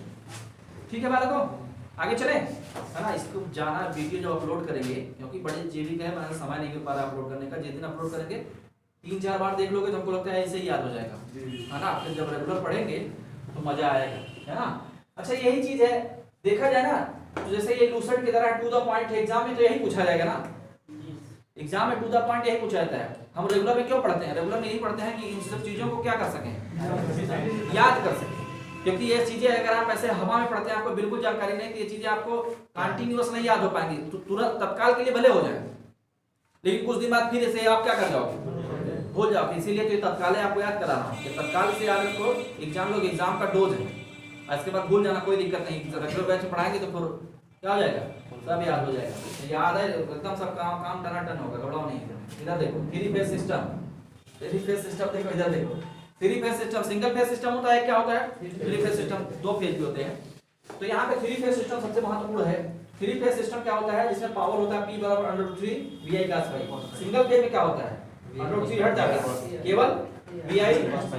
cos phi क्या होता है बालक? शक्ति गुणक होता है, जिसके cos phi बराबर क्या होता है? R अपान Z होता है। याद रखना, cos phi शक्ति गुणक होता है। थ्री फेज सिस्टम में जो तीनों फेज होते हैं वो कितने डिग्री होते हैं? सिंगल फेज सिस्टम में नहीं यार, 2 फेज सिस्टम है ना। सिंगल एक 2 फेज सिस्टम क्या होते हैं? 90 डिग्री, है ना। 2 फेज सिस्टम में 90 डिग्री का फेज शिफ्ट होता है। अच्छा, शक्ति जो होती है, शक्ति एसी सर्किट में 3 प्रकार की शक्ति होती है, ध्यान दीजिएगा। एक होता है वास्तविक शक्ति, जिसे बोलते हैं एक्चुअल पावर। एक होता है प्रतिघाती शक्ति, जिसे बोलते हैं रिएक्टिव पावर। एक होता है आभासी शक्ति, जिसे बोलते हैं अपैरेंट पावर। ध्यान दीजिएगा, वास्तविक शक्ति जो होती है इसे किलोवाट में मापते हैं। हमने बताया था कि घरों का लोड किसमें मापा जाता है? किलोवाट में। समझ लीजिए वास्तविक शक्ति। और प्रतिघाती शक्ति क्या होता है? Reactive power. रिएक्टिव पावर मतलब क्या है? kVr। और इन दोनों को मिला दिया जाए, वास्तविक शक्ति और प्रतिघाती शक्ति को मिला दिया जाए तो कौन सी शक्ति बनती है? आभासी शक्ति। और इसका मतलब होता है kVA। आभास मान लीजिए, लेकिन इसमें उपयोगी काम जो होता है, किससे होता है? पूछा जाए कौन सी शक्ति काम करती है, जैसे पंखा किस शक्ति से चल रहा है, वास्तविक से, लेकिन है कौन सी शक्ति, आभासी, क्योंकि प्रतिघाती भी होती है, लेकिन प्रतिघाती शक्ति से काम नहीं होता। प्रतिघाती शक्ति ज्यादा नहीं होनी चाहिए, क्योंकि ये ज्यादा है तो सिस्टम को क्या करता है, खराब। ठीक है बात है। अच्छा इधर देखो ध्यान से, प्रतिघाती शक्ति बस यही समझ लीजिए कि जो सिस्टम को खराब करे प्रतिघाती है, और जो सिस्टम में यूजफुल हो वो कौन सा, वास्तविक, किलोवाट। केवीआर ज्यादा नहीं होना चाहिए, क्या ज्यादा होना चाहिए, किलोवाट, है ना। जैसे मैं आपको बताया था, पढ़ाऊंगा भी, जैसे शक्तिमान था, जयकाल था, शक्तिमान की पावर क्या थी, किलोवाट वाली थी, और जयकाल की पावर केवीआर, क्योंकि उस सृष्टि को विनाश कर रहा था। शक्तिमान देखियो ना, डॉक्टर जयकाल आता था ना, तो डॉक्टर जयकाल क्या करता था, उस सिस्टम को विनाश कर रहा था, और शक्तिमान बचा रहा था। शक्तिमान वाला किलोवाट है। और प्रतिघाती पढ़ाएंगे, मजा आएगा रेगुलर में। प्रतिघाती शक्ति, अब इसका एक एग्जांपल और है, जैसे आप कोल्ड ड्रिंक पीते हो ना, या काफी पीते हो, कोल्ड ड्रिंक पीते हो ना, तो कोल्ड ड्रिंक में आप पूरा भर दीजिए, देखिए ऊपर पूरा झाग हो जाता है, और जो कोल्ड ड्रिंक होती है वो एकदम नीचे तक होती है, मतलब आधा ही गिलास होता है, ऊपर आधा गिलास झाग होता है, आधा गिलास कोल्ड ड्रिंक, तो जो झाग होती है बेकार होता है नहीं है। और ऐसे कभी आप कोल्ड ड्रिंक वाला गिलास पिए हो, तो उसको ऐसे ज्यादा टेढ़ा करना पड़ता है, तब अंदर से आता है। ये इसी चक्कर में कभी काफी पी को मुंह उजल जाता है ना, क्योंकि काफी में ऊपर झाग रहता है, तो उसके चक्कर में पता नहीं चलता कब आएगा। जैसे चाय है, तो चाय में तो दिखता रहता है कि लिक्विड कब आ रहा है, और उसमें अंदर तक ज्यादा रहता है। वो मेरी बात समझ रहे हो ना। तो जो झाग है ना, वो कौन सा पावर है, और जो मेन चाय है, कॉफी मेन जो लिक्विड वाला, वो कौन सा है।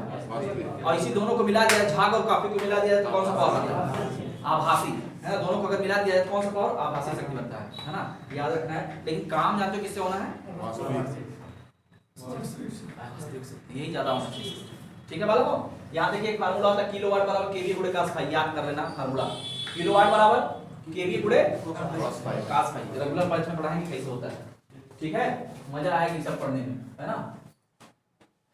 इधर देखो, अब हमने लिखा शुद्ध प्रतिरोध पर, शुद्ध प्रतिरोध, जैसे एसी सर्किट में यदि प्रतिरोध अशुद्ध कह दिया जाए, ये पूछा जाता है, यदि प्रतिरोध आपका शुद्ध है, शुद्ध प्रतिरोध सर्किट है, उसका पावर फैक्टर कितना होता है, 1। और इसमें जो पावर होती है P बराबर VRMS into IRMS होता है, और वोल्टेज करंट में वोल्टेज करंट के फेज में होता है, मतलब वोल्टेज और करंट के बीच में 0 डिग्री का क्या होता है, फेज शिफ्ट होता है। याद कर लेना, शुद्ध प्रतिरोधी परिपथ में, शुद्ध प्रतिरोधी परिपथ में जो शुद्ध प्रतिरोधी परिपथ है, उसमें पावर फैक्टर कितना होता है, 1, और शक्ति क्या होती है, P बराबर VRMS into IRMS, है ना। और जो वोल्टेज और करंट होती है, दोनों क्या होती है, सेम फेज, है ना। जैसे ऐसे होता है, सेम फेज होने का मतलब जैसे ये वोल्टेज है, तो इसी के साथ क्या है, करंट भी है, मतलब दोनों के बीच में कोई एंगल नहीं है, याद रखना, बहुत इंपॉर्टेंट है। इसी प्रकार अगर पूछ लिया जाए कि शुद्ध प्रेरकीय परिपथ, इसका शक्ति गुणक क्या होता है, 0, है ना, और उसका पावर क्या होता है, 0, याद कर लेना। और वोल्टेज करंट के बीच में कितने डिग्री होता है, 90 डिग्री, और फेज शिफ्ट होता है, और करंट वोल्टेज से 90 डिग्री कहां जाता है, पीछे, है ना।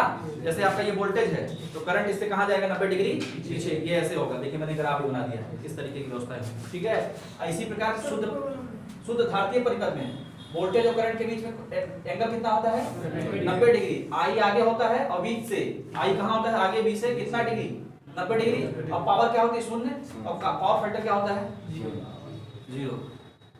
बस इसमें यल और सी में जानते हो क्या अंतर है। यल में क्या होता है, करंट पीछे होती है 90 डिग्री, और सी में करंट 90 डिग्री लीडिंग होती है, आगे होती है ना। अग्रगामी, लीडिंग का मतलब अग्रगामी, और लैगिंग का मतलब पश्चगामी। ठीक है बालकों, आगे चले, किसी कोई दिक्कत नहीं। ऐसे देखो, अगर हम R और L दोनों को सीरीज में जोड़ दें, R है ऐसे R हो, और L दोनों को कैसे जोड़ दें, सीरीज जोड़ दें।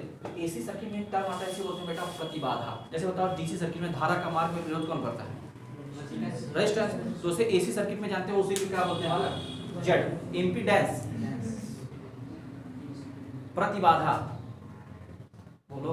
और प्रतिबाधा एसी सर्किट में कुल विरोध होता है, क्योंकि प्रतिबाधा का मतलब यल का भी जो आएगा, सी का भी आएगा, और आर का भी आएगा, वो तीनों मिला के जो होगा उसे प्रतिबाधा बोलते हैं, है ना।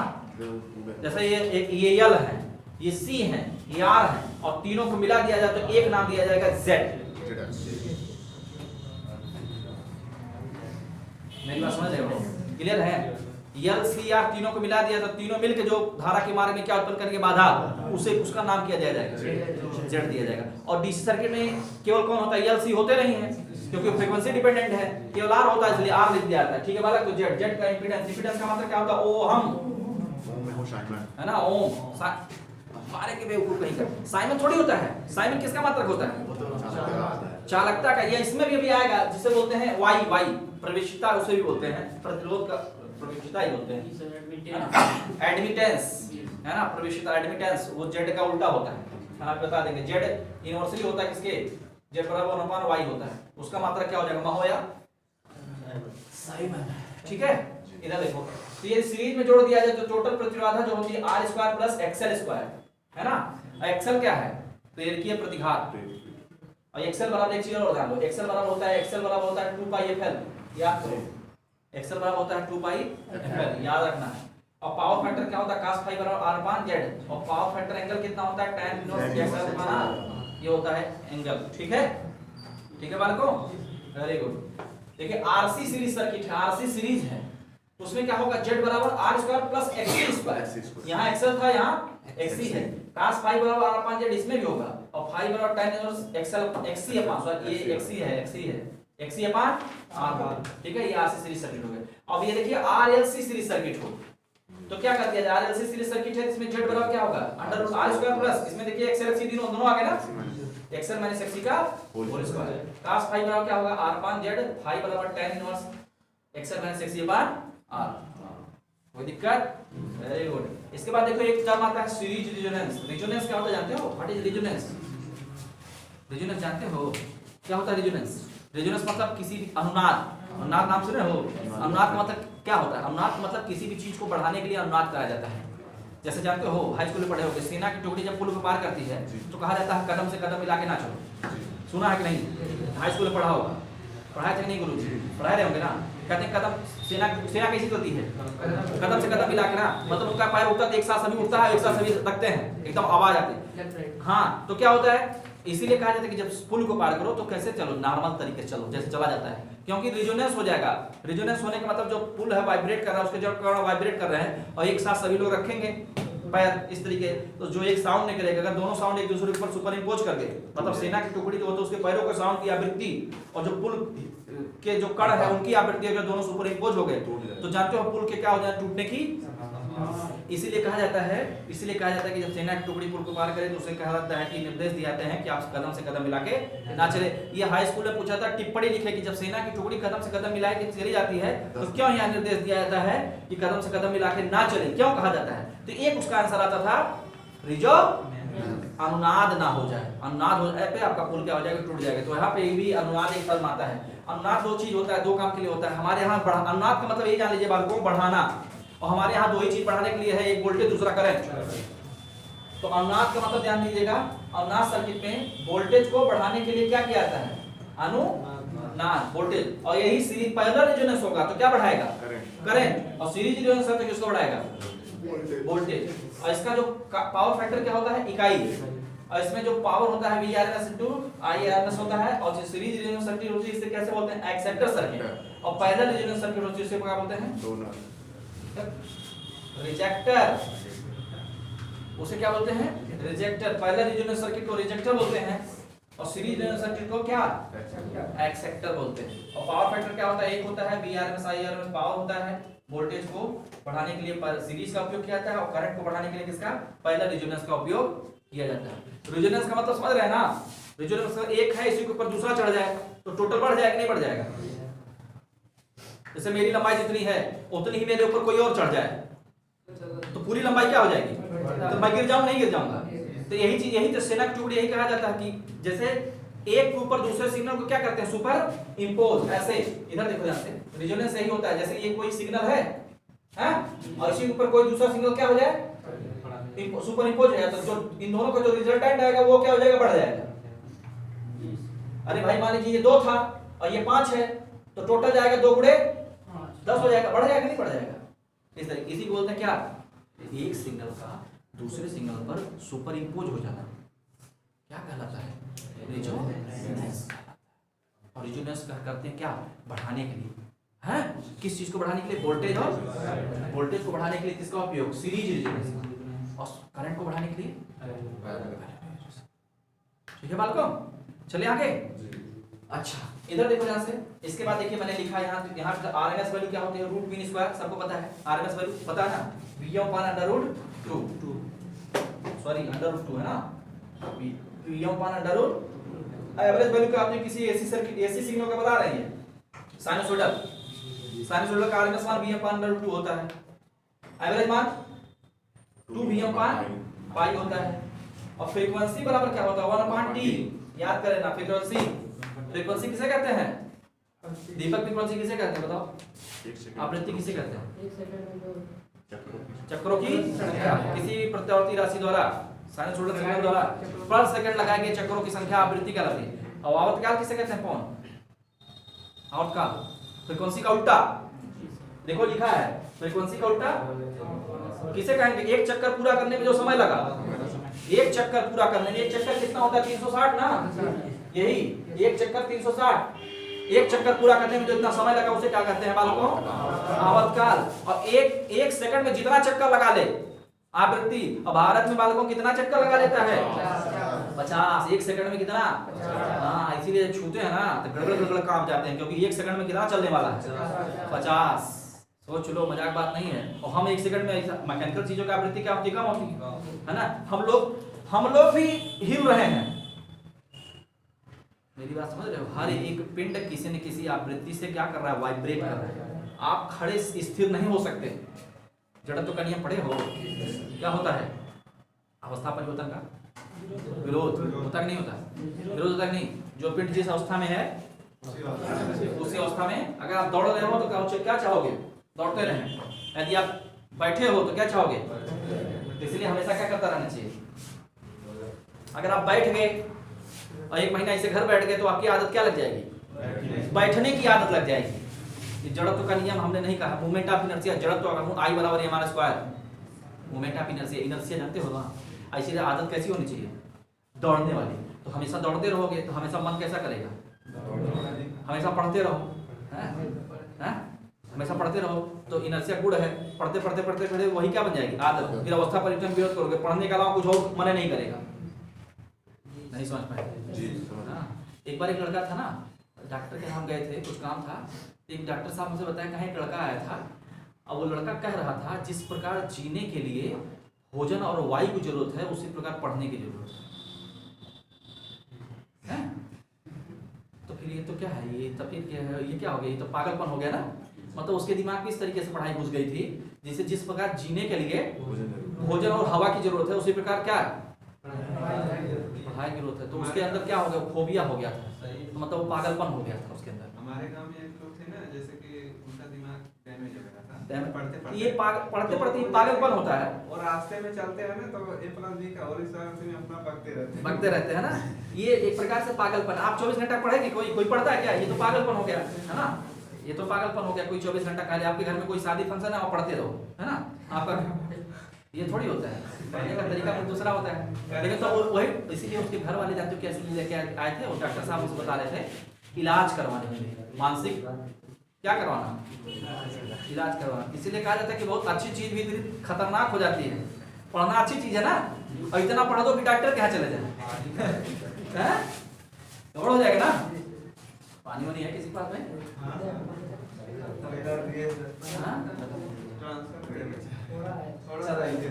खत्म हो गया, रुक जाओ, इधर आ जाओ, इधर आ जाओ। देखो पॉलीफेज सिस्टम, हाँ ये रुक जाओ। फ्रीक्वेंसी ए हो गया। ओमेगा होता है, ओमेगा बराबर होता है 2πf। ओमेगा होता है एंगुलर वेलोसिटी। एंगुलर ओमेगा बराबर होता है 2πf। याद रखना, फार्मूला बहुत जरूरी है। और फॉर्म फैक्टर क्या होता है? फॉर्म फैक्टर हमेशा ये बता देना हूं, ये आएगा 19 वाले में आएगा, ठीक है। 19 वाले में पहले से, और ये होगा 45वां नंबर क्वेश्चन, ठीक है। हम देख के आएंगे, ठीक है। ये फॉर्म फैक्टर होगा। और फॉर्म फैक्टर का फार्मूला क्या होता है? RMS upon average. और इसका मान कितना होता है? 1/1 है ना, ठीक है। ये 19 तारीख को आएगा। अब पीक फैक्टर ये 20 तारीख को आएगा दूसरे से, ठीक है। मैक्स अपॉन आरएमएस, और इसका मान होता है 1.414। देखो लिखा है 414, 1.414, ठीक है। 1.41 चले वाला है। रूट टू भी होता है। इसको तो याद कर लेना है दिमाग। हाँ √2 भी होता है, तो √2 का मान इतना होता है। √2 का मान कितना होता है जो नहीं निकाल पाए उसको है ना? √2 का मान होता है 1.41 है ना। √3 का मान कितना होता है आप बताएं। अभी आर्डर किया तुम्हारे लिए, तुम्हारे लिए आर्डर किया है। अभी बात हुई फ्लिपकार्ट से लेके आ रहा है काम करेंगे 1.732 ये √3 का मान। इधर आ जाओ, एक हो गया। Polyphase system. पॉलीफेज सिस्टम क्या होता है? पॉली मतलब बहुकला प्रणाली है ना, बहुकला प्रणाली बहुत इंपॉर्टेंट है। एक बार यूपीपीसीएल जेईई में यहीं से पूछा गया था 120 प्रश्न। 120 हाँ हाँ 120 नहीं तो 100 प्लस तो कह ही सकते हैं। यूपीपीसीएल जेईई में 2018 यही तरह से ये छोटा वाले 120 प्रश्न 120 प्लस। लेकिन इसी में जानते हो बड़ा और भी क्वेश्चन तो बना बना के न्यूमेरिकल कम से कम 20-25 न्यूमेरिकल पूछ लिया था है ना, बहुत क्वेश्चन आए थे। पॉलीफेज सिस्टम क्या होता है? इसमें फेज की संख्या बहुत हो, लेकिन बालक यहाँ पे कितने फेज की चर्चा हम लोग करते हैं? केवल कितने फेज? 3 फेज। पॉलीफेज का मतलब बहुत सारे फेज है ना। अच्छा एक फार्मूला आपको बता दो, 360 बटा number of phase. Number of phase जैसे ध्यान दीजिएगा, 360 बटा नंबर ऑफ फेज। जैसे हम कहते हैं कि 10 फेज है, 10 फेज, तो बताओ फेजों के बीच में एंगल कितना होगा? 36। 10 3 फेज है तो 360 बटा 3 कितना आ जाएगा? 120 है ना। ऐसे याद कर लेना, कभी पूछे ना तो ये फार्मूला याद कर लेना। 360 बटा नंबर ऑफ फेज, जितना फेज कहे उतना रख देना, भाग देना, पता चलेगा फेजों के बीच में अंतर कितना है। ये फार्मूला है। यहाँ पे देखो मैंने स्टार कनेक्शन बनाया है। पॉलीफेज सिस्टम में 2 ही कनेक्शन, एक आपका स्टार होता है, एक डेल्टा होता है। तो देखिए स्टार कनेक्शन जो पावर वाला P बराबर √3 VI cos pi होता है, सबको पता है। और इसमें एक चीज होता है फेज वोल्टेज और लाइन वोल्टेज। फेज वोल्टेज होता है ये जानते हो कि किस तारीख में आएगा? ये 27 में भी आएगा और 19 में भी आएगा, ठीक है ना। 27 तारीख को आएगा, 19 तारीख को, ठीक है। और ये 27 से कौन सा क्वेश्चन होगा? 33 नंबर का होगा, और 19 तारीख को एक क्वेश्चन होगा 57 नंबर का, ठीक है। याद कर लेना कि फेज वोल्टेज लाइन वोल्टेज का √3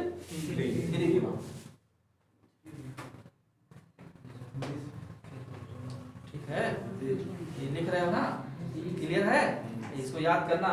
इसके बाद ये तुम क्यों रिकॉर्डिंग बना रहे हो भाई? जब यहाँ रिकॉर्डिंग बनी तो तुम क्यों बना रहे हो? बंद करो उसे।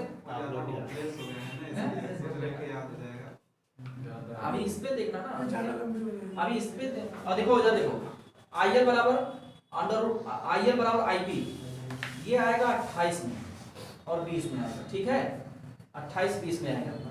क्वेश्चन नंबर अपने हिसाब से सेट कर लेना, लेकिन 28 और 20 में आएगा कि स्टार कनेक्शन में लाइन करंट फेज करंट क्या होता है? और line phase voltage line voltage का √3 गुना, फेज वोल्टेज लाइन वोल्टेज का √3 गुना होता है ना।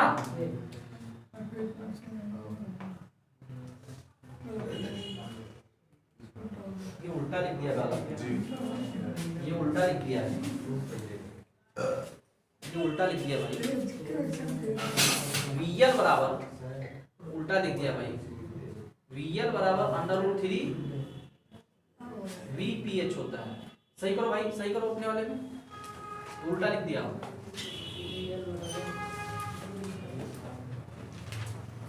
VL बराबर √3 VPH लिख लिया। अरे वो कैसे याद आ जाएगा बताएं कैसे? तरीका जब आपका कॉन्सेप्ट सही होगा तो गलत नहीं होने पाएगा, बताएं कैसे? ये लोग बोल रहे हैं तो उस समय ना हमको लगता है इसी में दिमाग उल्टा लिख दिया मैंने। इधर देखो कैसे कैसे बताएं, जो इधर देखो जो फेज वोल्टेज होता है वो 230 से 220 होता है, और लाइन वोल्टेज 420 या 415 या 430 होता है या 440 होता है। तो हमेशा ध्यान देंगे यहाँ लाइन वोल्टेज √3 का गुणा होता है, इसीलिए ज्यादा हो जाता है। जैसे मान लिया आपके घर में कितना आता है फेज वोल्टेज मतलब एक फेज और एक न्यूट्रल 230 आ गया, तो लाइन वोल्टेज जानते हो VL बराबर √3 1.732 और गुणे 230, गुणा करो कितना आएगा? ये मोबाइल गुणा करो जल्दी जल्दी गुणा करो, 1.732 गुणे कितना 230, जल्दी गुणा करो तुरंत। 398 398 समथिंग ये आ गया। ये क्या आएगा 398। तो लाइन वोल्टेज क्या होता है? Line voltage phase two phase होता है और फेज वोल्टेज जो होता है वो फेज टू। इसीलिए आपके घर में जब ज्यादा वोल्टेज लेना होता है ना तो हम लोग क्या डबल फेज लेते हैं। तो डबल फेज में यही जान लो √3 का क्या हो जाता है वाला गुणा हो जाता है। इसीलिए आपके घर में वोल्टेज क्या हो जाता है? बढ़ जाता है। और फेज वोल्टेज लेते हो आप तो आपके पास डबल होता ही नहीं। तो इसलिए देखो यहाँ से स्पष्ट हो गया। ठीक है बात देखो, तो VL बराबर √3 VH। अरे भाई स्टार कनेक्शन है, स्टार कनेक्शन में जो अरे भाई आप अच्छा ही बताओ, बालको ही बताओ, आपके गांव में कितना तार गया? 4 ना, 4 गए हैं और 4 में स्टार ही है ना। ये 3 फेज है RYB और एक न्यूट्रल है ना। डेल्टा गया नहीं क्योंकि डेल्टा में न्यूट्रल होता ही नहीं। न्यूट्रल कहाँ पाया जाता है? स्टार में, है ना। ऐसे कनेक्शन होता है। इधर देखो, इधर देखो, अब इसे मिटा ही देते हैं, कोई दिक्कत नहीं। ये ऐसे स्टार कनेक्शन ऐसे होता है ना। ये तीनों फेज होते हैं और यहीं जहां मिलते हैं यहीं से क्या निकल जाता है? न्यूट्रल। ये न्यूट्रल होता है। तो एक न्यूट्रल और एक फेज अगर ले लिया जाए तो ये फेज वोल्टेज कहलाता है। और यदि कोई दो फेज ले लो तो लाइन वोल्टेज। तो लाइन वोल्टेज फेज वोल्टेज का क्या होता है? √3 गुना। इसीलिए आप ध्यान दिएगा, जैसे डबल फेज करते हो तो तुरंत दिमाग में आपके जानते हो क्या आना चाहिए कि हमारे यहाँ जो वोल्टेज आएगा √3 का गुणा होके आएगा। बोलो भैया जी, √3 का गुणा इसीलिए बढ़ जाता है। इसलिए गांव वाले जितने हैं सब क्या करते हैं? डबल फेज कर देते हैं। और उनको पता नहीं कि डबल फेज में ज्यादा होता है, लेकिन आप थ्योरीज क्या कहिएगा आज के बाद क्या कहेंगे? √3 गुना क्या हो गया? बढ़ जाता है। इसीलिए आपका वोल्टेज बढ़ जाता है। ठीक है बालकों? अच्छा, इसके बाद देखिए जो लाइन करंट होती है फेज करंट क्या होती है? बराबर। ये दोनों याद कर लो ना, ये 28 और 20 में आएगा, ये 19 और 27 में आएगा। ठीक है, चले बालकों जी। इसके बाद देखो डेल्टा कनेक्शन होता है। डेल्टा कनेक्शन क्या होता है? डेल्टा कनेक्शन में 3 तार होता है, इसमें न्यूट्रल नहीं होता है। डेल्टा कनेक्शन में न्यूट्रल नहीं होता है। ठीक है, डेल्टा कनेक्शन में न्यूट्रल नहीं होता है। न्यूट्रल कहां पाया जाएगा? स्टार। इसलिए पूछा था डिस्ट्रीब्यूशन सिस्टम में कौन सा कनेक्शन यूज करता है? डेल्टा की स्टार? स्टार, क्योंकि स्टार के पास क्या होता है? न्यूट्रल। डेल्टा के पास कोई न्यूट्रल। डेल्टा कनेक्शन ऐसे तो बन जाता है बालक, ऐसे बन जाता है। ये देखिए, ये डेल्टा ऐसे ऐसे बन जाता है ना। ये 3 फेज का हो गया। इसमें कहीं न्यूट्रल की व्यवस्था है कहीं, इसीलिए डिस्ट्रीब्यूशन सिस्टम में न्यूट्रल नहीं लगा जाता, क्योंकि वहां पे न्यूट्रल, तो बताइए न्यूट्रल जब है नहीं तो उपभोक्ता कहां से न्यूट्रल लेगा? नहीं ले पाएगा। इसलिए आपका क्या करते हैं? कौन सा कनेक्शन? स्टार कनेक्शन हम लोग यूज करते हैं, क्योंकि वहां पे न्यूट्रल की व्यवस्था होती है। इसलिए स्टार कनेक्शन में 3 फेज 4 वायर होता है। हाँ, और डेल्टा कनेक्शन में ओनली 3 4 वायर नहीं, क्योंकि चौथा तार है ही नहीं। डेल्टा में न्यूट्रल नहीं है। मेरी बात समझ में आ रही है? तो देखो एक चीज और, अब देखो बता रहा हूँ।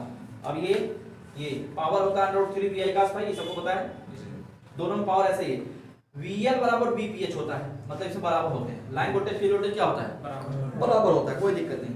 और जो लाइन करंट होता है फेज करंट का √3 गुना। लाइन करंट फेज करंट का √3 गुना होता है।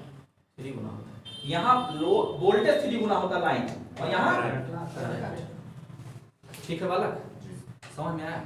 ये रट लो, ये जान लो, ये भी पूछेगा 27-28 में, है ना। लड़के जो ऑनलाइन देख रहे हैं सोच रहे हैं कि पेपर उनको पता चल जाए क्या पेपर भी पता चल गया। ये क्या है? पूर्वानुमान है, एजम्पशन है, क्योंकि पूछा जाएगा, है ना। एक बार यूपीपीसीएल जेईई का अगर आपको देखना है 2018 में जाके ना 27 अगस्त को पेपर हुआ था, 28 अगस्त 27 अगस्त से हुआ था। उसमें पॉलीफेज सिस्टम से 100+ क्वेश्चन, इसमें तो बड़े बड़े न्यूमेरिकल बनाए थे, बहुत बड़े बड़े क्वेश्चन। आप देखना, मजा आएगा आपको। लेकिन अभी तो मैं ऐसे ही पढ़ा रहा हूँ, इसका चैप्टर है 3-4-5 दिन पढ़ते हैं इसको हम लोग। जब रेगुलर बैच में पढ़ेंगे तो आपको बताएंगे, लेकिन अभी तो आपको टू द पॉइंट था। ठीक है, किसी कोई दिक्कत, कोई समस्या? ये पूरा बेसिक लेक्चर आपका हो गया, ठीक है।